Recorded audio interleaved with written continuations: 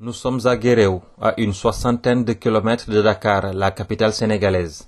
Ces installations, dignes d'une académie d'excellence, existent depuis 10 ans, mais n'ont jamais été opérationnelles.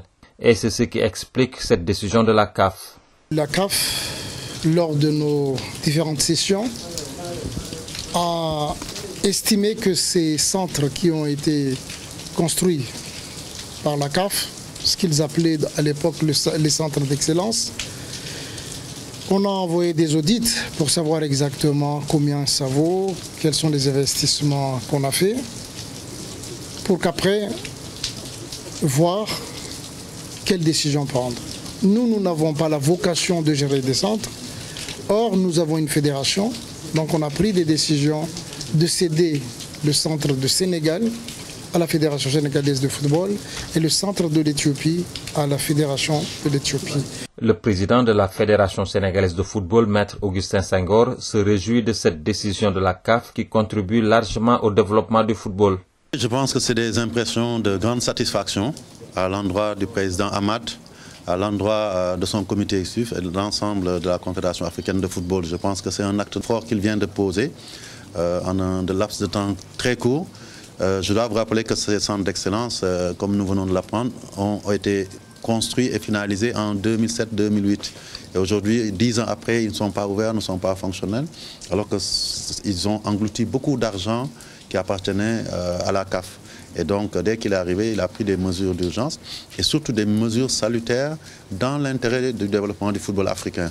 Et aussi, il a marqué une certaine confiance dans nos fédérations en disant les fédérations sont capables de gérer ce que la CAF a construit dans l'intérêt de leur pays, dans l'intérêt des communautés avoisinantes de ce centre, mais surtout dans l'intérêt de la jeunesse africaine. Parce que si ces centres fonctionnent normalement, c'est toute l'Afrique qui va en bénéficier en termes de formation de ces cadres, en termes de formation des jeunes footballeurs, mais aussi, je pense, en termes de rayonnement du football africain tout court. La Confédération africaine de football s'est toujours attelée à voir le rayonnement du football africain à l'image de ce qui se fait dans les grands pays de football.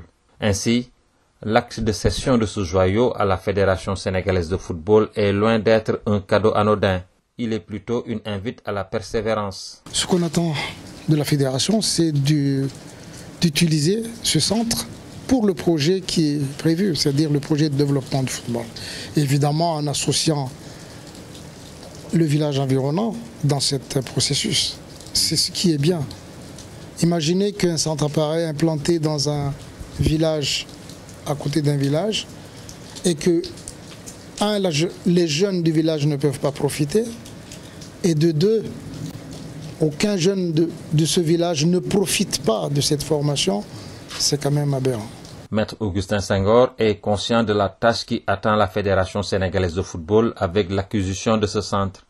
Ainsi, tout le monde mettra la main à la pâte pour une bonne réussite. Aujourd'hui, la plus grande marque de reconnaissance, c'est de faire en sorte que dans quelques mois, quand il reviendra au Sénégal, qu'il puisse voir que ce centre qu'il nous a confié est devenu opérationnel.